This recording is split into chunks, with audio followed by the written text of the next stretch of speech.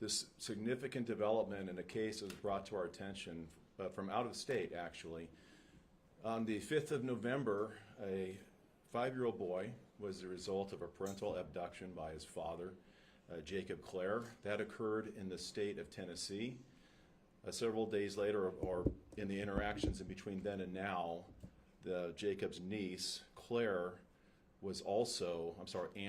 Clare, was also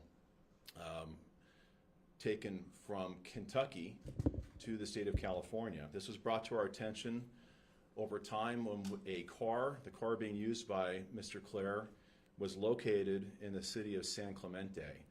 That car originally was abandoned.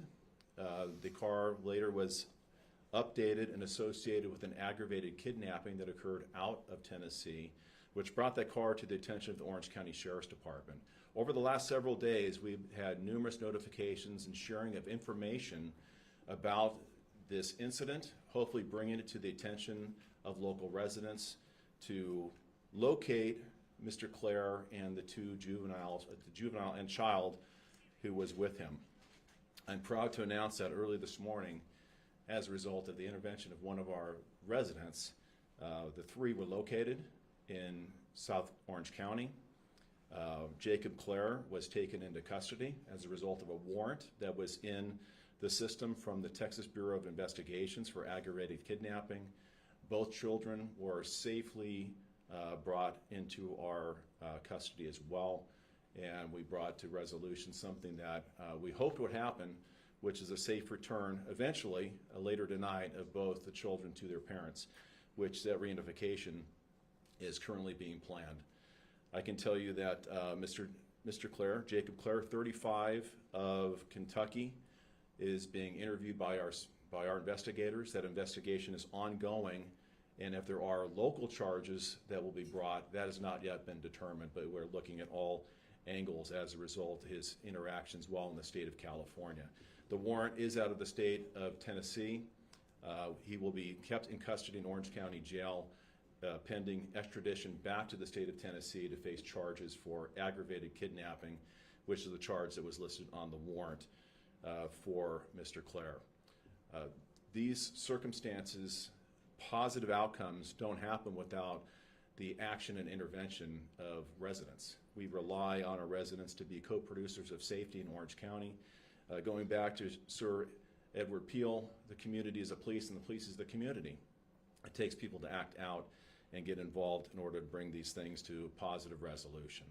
And I'd like to say a special thank you to the lady, Julia Bonan, who was responsible for acting on her intuition and bringing the information to our attention that led us to the location of Mr. Clare at Doheny State Beach. And without that, I'm sure he would have hopefully been located, but he was located and brought those children back safely into our custody to be reunited with their parents. So my story is short. I'll ask, how about if you hear from Ms. Bonan first, and then I'll come back up and answer questions at that time. So I'd like to introduce Julia Bonan. And I'm going to give her a round of applause. And I'm sorry to help you out there. Hi, my name is Julia Bonan, and I live in Dana Point, just one town north of San Clemente. And as nervous as I am to be up here, I just want to say to everybody that you just have to trust your instinct and your gut when you see these things, because I almost didn't act upon it. I was driving my son to school,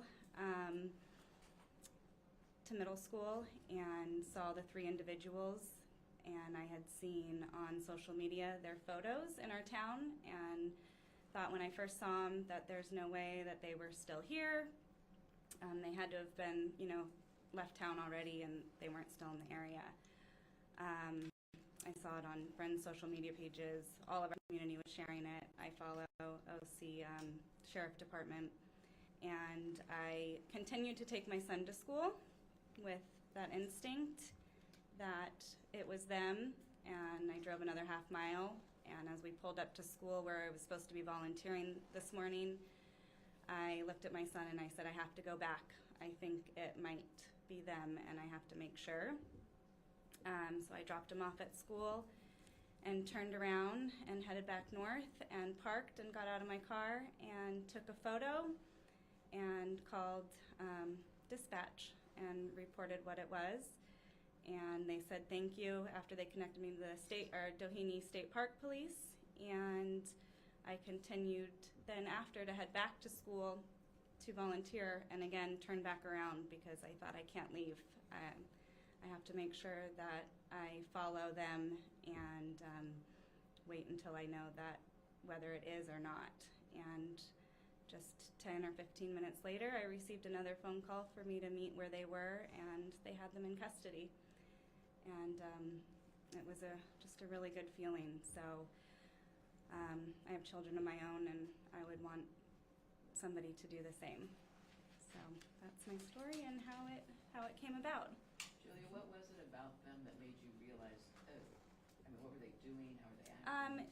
There was a blurry picture that was put out this morning from the OC sheriff, I think. I mean, it's been going around with other people, but it was pretty much the same image. She was holding the little boy's hand, and he had a shovel in his other hand. And the dad was, much taller, but he also, struck me because he had a sweatshirt on and a hat and sunglasses and camo pants, and it was strikingly similar to the images that were put out. So, Julie, was there anything about their interactions that was unusual, or was it just pretty? no, I was actually apologetic when I called dispatch because I wasn't, I had a feeling that it was, but there was nothing abusive or, the kid looked happy, Noah looked happy and just skipping along, and so. And just where you were and where they were when you saw them and what they were doing? Originally when I saw they were just walking, they didn't have the backpacks that I had originally seen in the photos. They were walking northbound on PCH. There's like a little sidewalk area, and when I first saw them, and then when I came back probably 10 minutes after I dropped my son off, they had entered the state park, Doheny State Beach right there, and that's when it becomes, there's a separation with a train track and a fence from where I was. So they continued to head north, but I was on the other side of the tracks, just trying to keep visual of them. Do you know about where on PCH? Is that kind of where the curves around?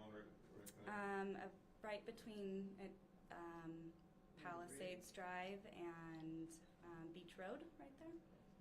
And so they didn't have their backpacks. It looked like you didn't know where they were coming from or where they were going. No, just heading north. Were you worried at all when you were watching them because they did put out that you might be armed? Yeah, I mean, I took a picture and was a little bit, I felt like I had that barrier, but I didn't approach or say anything or, but have to make the phone call and let the detectives and the sheriffs do their job and state police, and it was a really neat, everybody was kind and helpful and appreciative, so. So were you following in your car? Is that how that worked? I was in my car and then parked and then got out and I was on the sidewalk. But again, there was a fence and a train track, and then where they were there was a divide between us. So there was quite a bit of space. Most people don't act on their instincts. Why did you? Because I have children myself, and I would want them, we have constant conversations with my own children just about things at school and watching out for each other and friends, and when you have an instinct like that, you can't, like my friend said, I would have regretted it had I not turned around. I just would have lingered with me. There's been times before where you think you see something and you don't say anything and you kind of wonder, but this feeling just didn't go away. It was very much instinctual and very much a gut feeling that it stayed with me. I tried to leave a couple times even after I reported it, and it just, my stomach, the pit in my stomach was just there. Have you spoken with their families back in Tennessee and Kentucky yet? Has there been no, not yet. But I just know that mom's probably can't wait to hug her baby. So. Around what time was this? Probably 7, 8 in the morning? I believe it was about 8:50 when I called. The first sighting was probably about a little before 8:40, maybe. And Did they have their backs to you when you took the picture? Were you worried about them seeing you? Yeah, it was as they passed by. But again, I wasn't up close. It was more, and then I did the comparison of the picture that I saw after I reported it, because I just kept questioning myself. But when I pulled them both up on my phone, you can see the resemblance. Did you hold it up, or were you kind of making just like acting like you're on the phone taking? Just held it up. There, I mean, I wasn't right on them, so it was more like of a zoom in on them. Did you say you were on the beach at that time when you last? At Doheny, there is, it's like a state park and then a parking lot. So it was walking along, and then, yes. So when I pulled into the parking lot, Noah was playing in the sand with one of the deputies. So. What was the feeling when you found out you were right? I couldn't stop shaking and tearing up. I just wanted to go hug him, but I didn't, because some strange lady running across just saying, we did it. But I was thankful and just grateful that I followed my instinct. So you stuck around and watched the arrest and everything? He was already in custody when I came into the parking lot. It was a very peaceful arrest, and there wasn't, and then the detectives came and just gave my statement to whoever needed it, and then they released me after about an hour. But I just sat on the beach and watched the waves, and it couldn't have been more beautiful moment right there. And none of them seemed to panic. None of them seemed worried, anger, otherwise. No, not that I saw. And what were the girl and Noah acting like after the dad was arrested? Let's wait on that. Yeah, they were in good spirits. So. Were you tempted to interrupt them at all? Was there any temptation to, before you called in, did you toy with the idea of approaching him? No. Because you knew that he had been potentially armed? I had seen that, but also I had an instinct that it was them, but I called and got a hold of somebody fairly quickly, and I could see the they connected me right away with the state park. So I knew that I saw those members there, and then I saw the sheriff's department pretty quick on the scene. So I just felt like if I tried to say anything, it would have caused disruption. I didn't want them to flee or, do something that would hurt the children. So. Are you going to hold the phone up with the picture on it that you took? I don't have my phone. No. Sheriff Barnes, we had our signal dropped. So can we get there's people watching live right now. Sure. Can we get, and I apologize you guys, but our signal completely dropped out. And there's We'll both. people in Tennessee. Yes, so to reiterate the start of our conference for those now just gone live on Facebook Live. Earlier this morning, as a result of an anonymous tip from a Good Samaritan in South Orange County, we were able to locate Jacob Clare, 35, of the state of Kentucky, with 2 children, Noah, 3, who is his biological son, and Amber Clare, who is 16, who is his niece. They were brought to our attention as a result of information from the Texas Bureau of Investigations. His vehicle was located earlier in the week. That vehicle had been updated to be associated with Mr. Clare, who has a warrant in the system for aggravated kidnapping. As a result of that being put into the national system, that vehicle that was then brought to the attention of law enforcement and brought our interaction into this incident. The Texas Bureau of Investigation remains the lead investigating agency on this case. We are in the process of interviewing the children. They are both safe and healthy. I want to reiterate that. They're both safe and healthy, but we want to go through the protocols to investigate thoroughly. We have not charged Mr. Clare with any local charges. If there are any criminal activities that took place by Mr. Clare, we will then evaluate the filing of criminal charges against him at that time. Mr. Clare remains in our custody on the warrant out of Tennessee, pending extradition back to that state. The parents of both Noah and Amber are probably on their way to California now to reunite with both of their children, and we want to obviously reunite them with their children as quickly as possible. I want to thank once again the Texas Bureau of Investigation for their cooperation with us on this case. we're happy to have helped in every way that we could. Also, the California State Park Police, who was also essential in responding to and apprehending Mr. Clare on the beach. And I'll take any questions you may have of me. Were they the first, the state police, park police, were they first made contact with him? No, I think it was probably, we got there about the same time. But you don't know, and obviously you send everybody you can, and I think that we were all there about the same time. What was his demeanor with law enforcement once you made contact? I think he was cooperative. Sheriff, there was one disconnect along the way. The car found at the outlets, towed, you're not notified. That window, did that create issues? The reason there was a window or a gap is the car was towed as a private person's tow. It was left abandoned for 48 hours on private property. That's not uncommon. And it was towed and stored. It wasn't until the license plate was associated with the aggravated assault charge on the 16th that then entered that plate an associated vehicle with a criminal violation that then brought it to our attention and then brought us into intervention. And just to confirm, parents are coming here? Yes, the parents are, my understanding is they are we're hoping to reunite both Noah and Amber with their parents later tonight. Where are they Here. now? I mean, you haven't told us exactly where Noah and Amber right now. Yeah, they're with us. We're with them, and we have appropriate services with them to support them. And we're going through an appropriate intervention with them, and we have protocols in place for doing that. But they're with our staff, and we have support staff that comes in to assist us with that as well. And some of the reports out of Tennessee said he should be considered armed and dangerous. Was he armed? Was there any, and then why was that put out there that he might be armed and dangerous? That was information provided by the state of Tennessee. That's still pending further investigation. They are actively investigating this case, so we want to obviously complement anything they do, but it's at the direction of the state of Tennessee that we're acting at this point, short of any local charges. And as of now, there aren't any, but that doesn't mean there won't be. But we're acting really at their direction on how we're furthering the investigation. And she said they didn't have their backpacks with them. Did you see, were they camping on the beach somewhere, or did they have a hotel room? Do you have any idea? Did you find their belongings that they were seen in those other pictures? I don't have an answer to that, Chip. I apologize. We were more focused on the children. We do know they did not have their backpacks with them when we located them, and they're brought back into safety.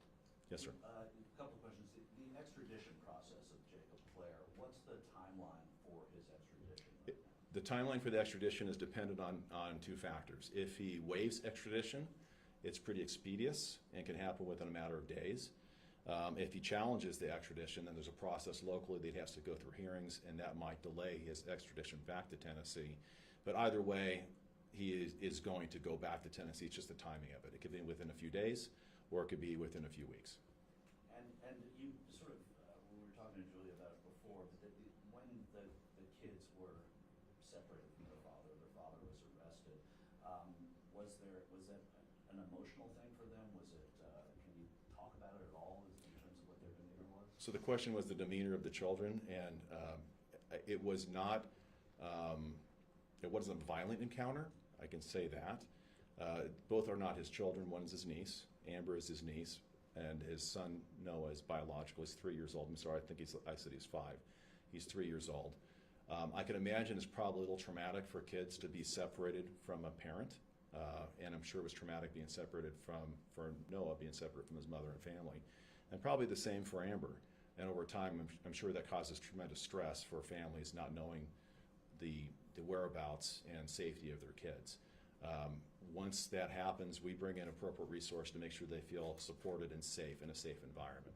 And this is not the first time we've dealt with these types of circumstances. I think we do it quite well, and we appropriately surround them and support them as appropriate to make sure that there's no more psychological harm to the children. We do not want to obviously add to that in any way, but there's protocols that we have in place. Was it that surprised when law enforcement approached him? Like, Was he surprised? yeah, like, Well, I can only imagine that he might have been, but maybe not. I don't know the mind of him. We're following up with the investigation currently. His mindset at the time, our investigators will probably find out. I can tell you that the encounter was a peaceful encounter. He was cooperative. He did not resist, and that added, obviously, probably to lessening the stress for the children. It could be much more traumatic if you obviously have to use force of any type to take somebody into custody, especially if it's a parent or uncle. in your proximity. So it went as best as could be, I can tell you that. Do you know roughly how many tips came in before the good one that came with the arrest? I don't know how many tips came in, but there's only one that matters, right? And I just want to reiterate the comments by Julia. And this happens a lot, and this is why I really want to make this point of people who see something and don't act on it. You are our partners in policing the community. We have a very distinct role. I also want to highlight what Julia shared about what she did, but more importantly, what she did not do was place yourself in harm while doing it. Make the contact, describe the events, let us intercede appropriately and investigate whatever might be being reported. But it could not have gone any better than how it did this morning. And I want to thank Julia for following her instincts, even when in her conscience was saying, this is probably nothing. And I think she is proud that she followed those and did the right thing. Any information, and forgive me if you already answered this, that you've received as far as why this happened? State of mind, was there a family quarrel that lead him to do this? Any sort of, just information as far as why this happened? That would be in the jurisdiction of the Texas Bureau of Investigations. So rather than going to the elements of the incident that happened in that state, I definitely don't want to say something that's not accurate. I'm not privileged to what the violations of law that occurred there that led to the warrant being placed in the system for Mr. Clare. So I'm not going to elaborate. I apologize. I just don't know the details of the circumstances that happened in that state. I do know that Noah is his biological son. That I do know is considered a parental abduction, which does happen at times. To be risen to the level of an aggravated kidnapping, I don't know by statute in Tennessee what that definition is. So you have to find out how that is defined in the state of Tennessee to rise to the level of an aggravated kidnapping in that state. Sheriff, were you able to say if he was found with any weapons or not? I know Chip asked, but were you able to say? I can't say at this point because we have not completed our part of the investigation. And there's obviously we have Mr. Clare in our custody. We have possessions of his in our custody. There's lawful ways to gain access to those possessions. We want to make sure we follow the letter of the law before we go through and do that. So we have not validated if he had or did not have weapons in his possession, but we have his possessions, and we will go through the necessary steps to lawfully search his possessions so we don't jeopardize or taint anything that we might discover along the way. Sheriff, you've said Texas a few times. I'm sorry. And Tennessee when you said Texas. Tennessee. Texas is not involved, so it's Tennessee. To be clear, Mr. Clare, Jacob Clare, is a resident of the state of Kentucky. His 3-year-old son resides in the state of Tennessee, and Amber is also a resident of Kentucky, and that's his 16-year-old niece. Can you discuss any connections Mr. Clare might have to California or anything that might sort of speak to why he chose to head this way versus any other way? Any connections to California at this time are unknown. So if there are, it may have just been a place that he chose to go. It may have been the weather we're experiencing. Whether there's an association here, we do not know. But either way, he ended up here. And I'll tell you what's surprising to me, and I know we all see those freeway signs that say abduction alert and has details of a car. It's not very often we get to come back on the news and say, hey, guess what, we caught him. That's a really good feeling. Final question, guys, anybody? Did they have passports? Again, I don't know anything about the possessions they had because we have not completed that part of the process yet.